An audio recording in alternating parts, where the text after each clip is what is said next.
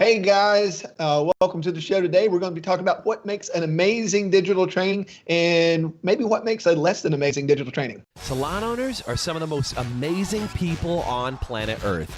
The only problem is sometimes their hearts are so big and they give so much of themselves to their staff and guests that it creates unintended consequences.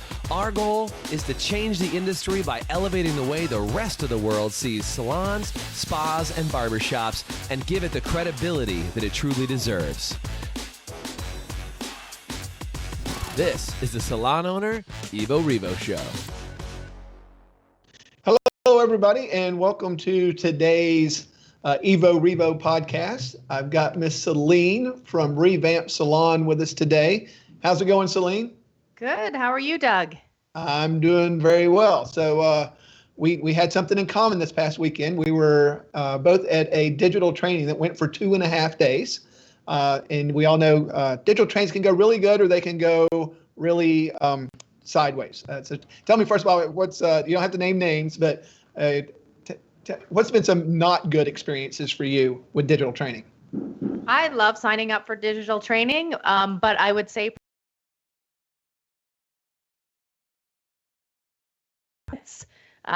when it's not good because it's tough. Like hairdressers, we like to be up, we like to move around. So I've definitely experienced that side where it's just like, it's not interactive, it's not interesting, and it's real difficult when it's that way. Yeah, I've been a part of a few of them myself, and I mean, it's just, well, I actually have a restaurant that we own also, and I'm part of a group. And I just want to. It's like, please, guys, learn something about how to do this. They got great content, but the context isn't always the best. So full disclosure, what we're talking about, the training that we just went through was the one that we put on with High Performance Salon Academy with all of our clients. We had 140 people, which was pretty cool. And we did it for, I think it was 9 hours, 2 days, and then 5 hours of the third day. So 2.5 days. So tell me a little bit, and not trying to toot our own horn here necessarily, but just trying to share about what makes one work and what makes one doesn't work. So tell me some of the elements of what you experienced this weekend that made this one keep you engaged. Yeah, well, I think one of the coolest things, now we were supposed to be in Boston for this. So I was very excited to see a place I'd never been before. So obviously there's a level of disappointment that everybody is experiencing when they've had their classes canceled, or like this is happening to everybody who's signed up for programs.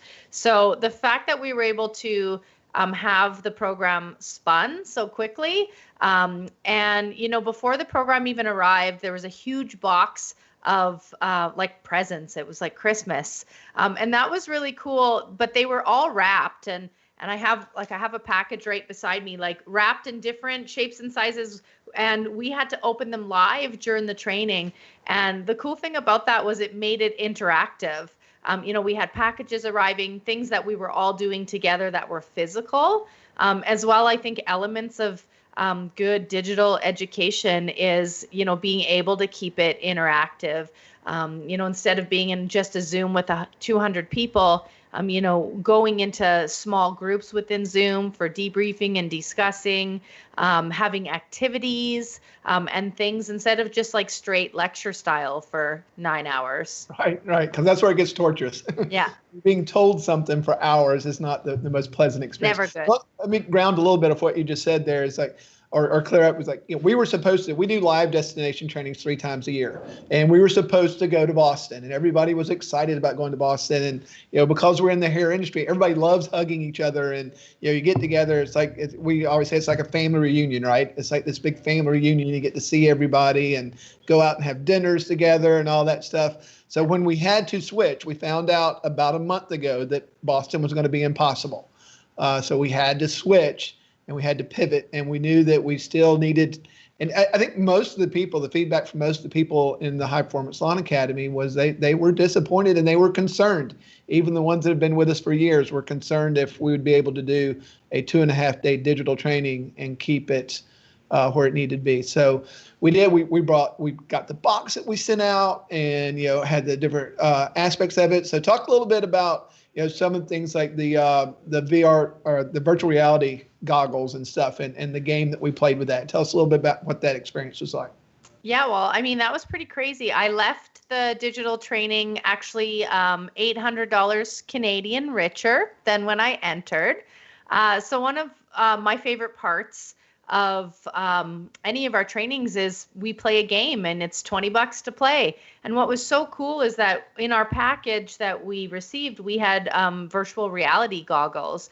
So we started off the training by everybody got to actually do a virtual reality flyover of Boston. So it was like we were all there. And then we played this incredible game. And it was really all about like working together as a team, figuring out clues. And we had these virtual reality videos that we had to actually, there were codes hidden within the video. We had to decipher what they were, scramble a word, and then answer a series of questions, observation questions. It was pretty intense, and my team won, and like I said, I'm $800 richer. So, but the learning was better than the money, although I'm happy I took both. We Always learned a good day. yeah, but learn so much about I know Jason has said it, I've heard you say it, how we play games, is how we act in life. So I think that there was tremendous learning on, how you can be a better leader, maybe what's holding you back in your life, or maybe some discoveries on for the teams that didn't get very far. It's like examining why and how their behavior contributed to that. Yeah. So if any of you listening today, if you like to play games or watching today, if you like to play games, type in game for me in the chat. Because it's true. See, that's what brings out. That's Blair Singer's big thing. Is that the true you shows up when you're playing a game, especially when there's a little money put on it. That kind of ups it. It's always interesting. The people have never been there before, and like, oh yeah, this is gonna be cool. It's like, yeah, and you're gonna have to put in $20 to play, and you got to come up with it right now. The room just starts to sizzle a little bit. So I'm glad that we were able to still pull that off. And props to Jason. He went out and shot all that 360 video, and to Bob, our video guy, for putting all that together. It's like, it's pretty amazing what we were able to put together. It's like, Mac Newton talks about, the quantum leaps to be able to do stuff. So your imagination has to be your map.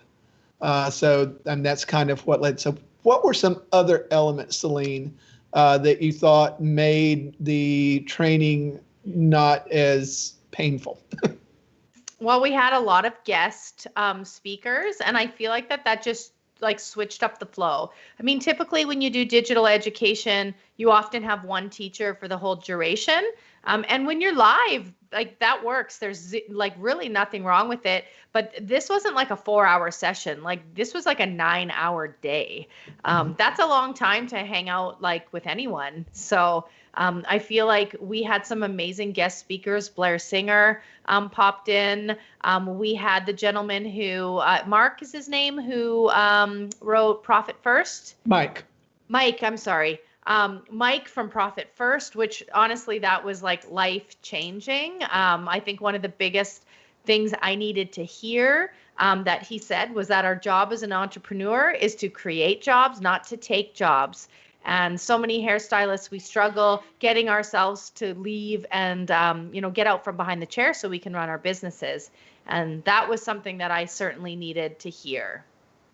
Good. Yeah, I think the breaking it up and all, and just making things. So one of the things that we did too is we put a lot of videos of things that we're doing. We put that across, and one of the things that we came up with is our app that we now have for salon owners. And actually, Bob, if you're ready, I'd love to run our little promo video on that app.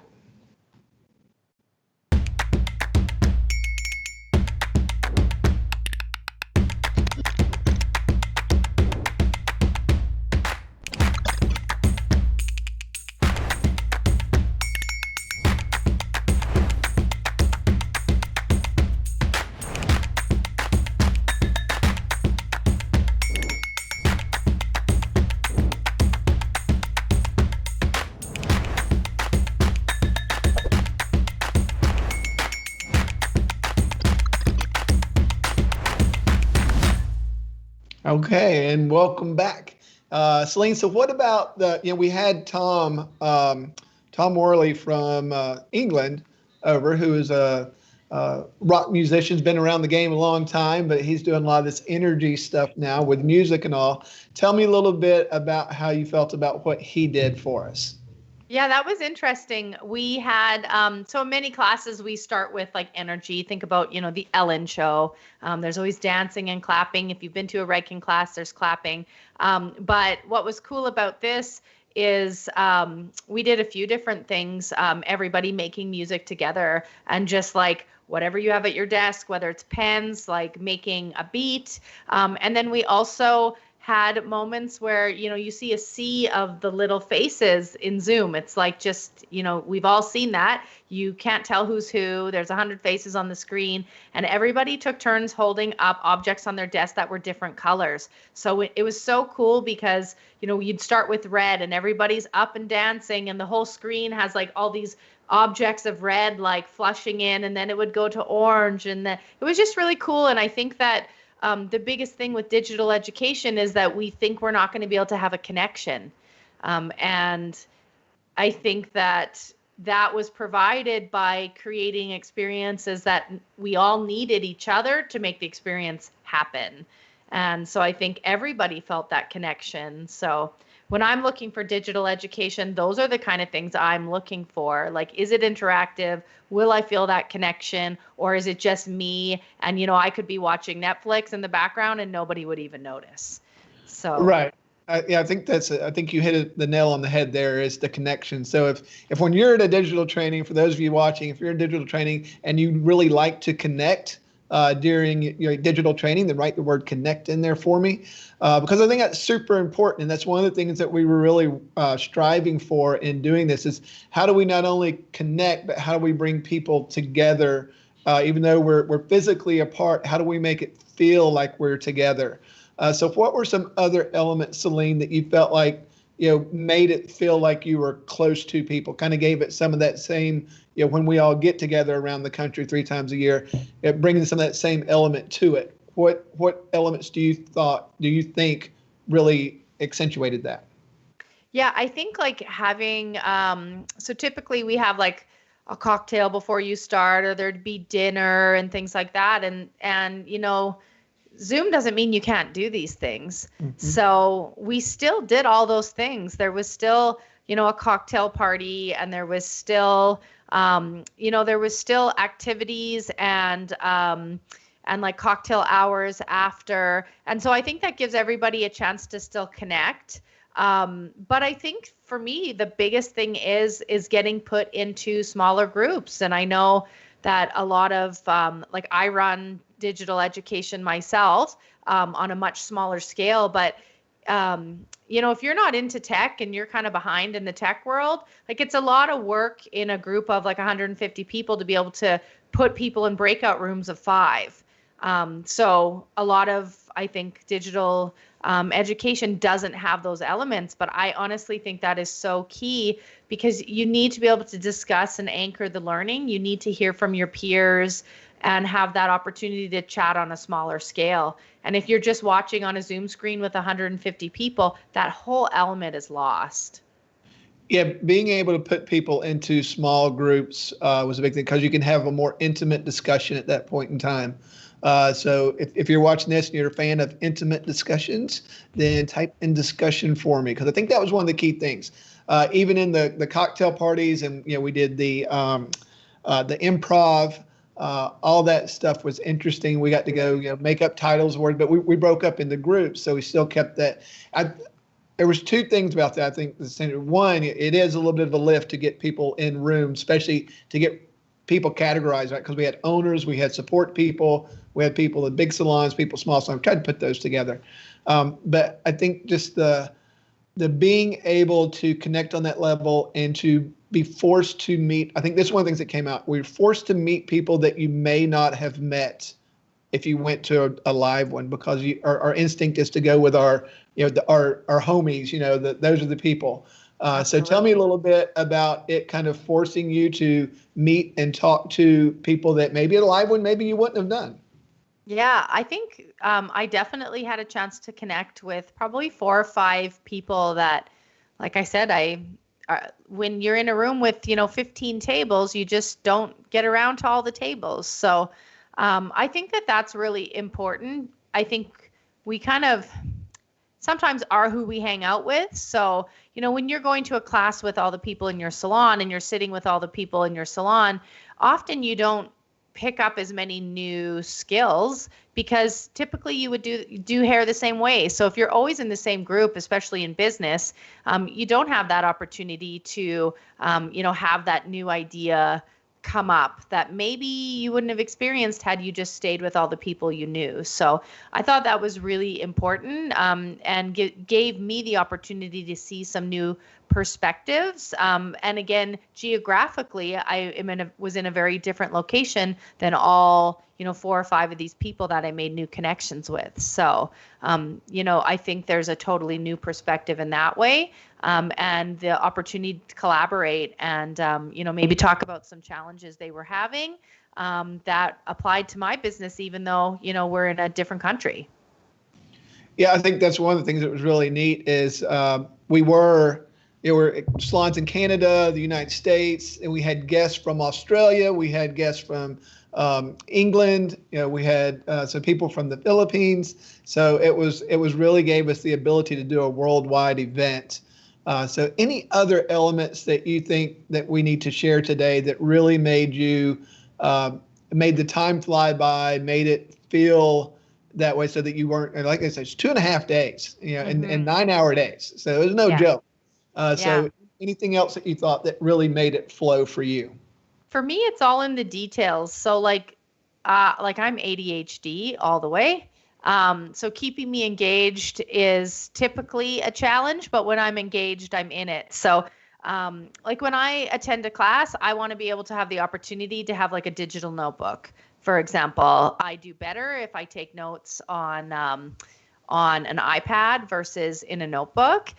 So I mean, all of that was there and provided, like being able to have either your paper notebook or a digital notebook, having kind of all of the interactive elements that really help to unify it. I think we did amazing. People now more than ever, they're looking for an experience versus looking for a lecture. So I mean, I've been to retreats where, and this was a different type of retreat, but where, we've started off with yoga in the morning and there's like activities. And I think you guys delivered that so well digitally. Like we had breathing specialists from all the way in Australia who led us through different types of breathing. And, that I think was really transformative for a lot of people. And yeah, like even things Doug just held up, like having like little emojis and just interactive things. So it's not just like clicking a screen and pressing a button. So I think you're having fun with that, Doug. I am. Those were fun. It was so that's why when you mentioned the box earlier, we sent the box out that had all kinds of things. And so throughout the weekend, we had you open different elements. Yep. We had the fidget spinners. We had all the different things for all of our ADHD people. And it was kind of like Christmas the whole weekend long. It's like, okay, now reach in and grab this box out. Now reach in and grab this box out. So yeah, that was awesome. And I know you actually won an award voted on by your peers as being one of the most helpful and go-to people through the whole shutdown and all that. You were such a good giver.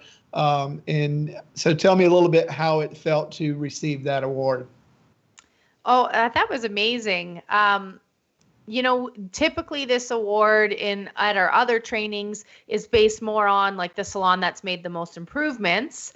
And I so want to win it for that reason at some point too. But because of COVID, everything's a little all over the place. So it was kind of like a People's Choice Award. And I think that meant more than anything to be voted by your peers. I always joke like my deep-seated need to belong. It's like followed me since high school. Everybody wants to feel validated and appreciated. And I truly, I think like if we can put 10 heads together, like why are we all creating like a salon sanitization manual when like we could split it up. I do this part, you do this part, you do this part, and then it's half the work. We're all doing the same thing. So I really believe in like sharing, templates for anything that I create in the salon and helping in any way. And it felt pretty overwhelming and humbling to be recognized, and unexpected to be recognized by my peers for that. Okay, well, you definitely deserve it. You're definitely one of the biggest givers in our program, and we certainly appreciate it. And speaking of which, I mean, today is another example. Jason had a television interview he had to jump on, so I wasn't able to do the show today. And we hit Celine up last night. She said, yes, if I can make it happen, I will. So she jumped on, and of course, you were amazing as always. We certainly appreciate you. I'm sure everybody watching appreciates you. If you loved having Celine on, give her some love in the chat. They love Celine. And I just want to thank you, Celine, for being a part of this, being a part of our bigger group, coming on today and sharing. I think your perspective was very useful to a lot of people. So thank you very much. Thanks for having me. Yeah. All right, guys. This has been our Evo Revo podcast for today. Hope you enjoyed it. Make sure that you check us out in all of our different areas and check out our new app that we showed today. All right, guys. Take care. Thanks for listening to the Evo Revo podcast. If you liked today's episode, please subscribe, leave us a review, and you can always get more information, including show notes and the video episodes at evorevopodcast.com.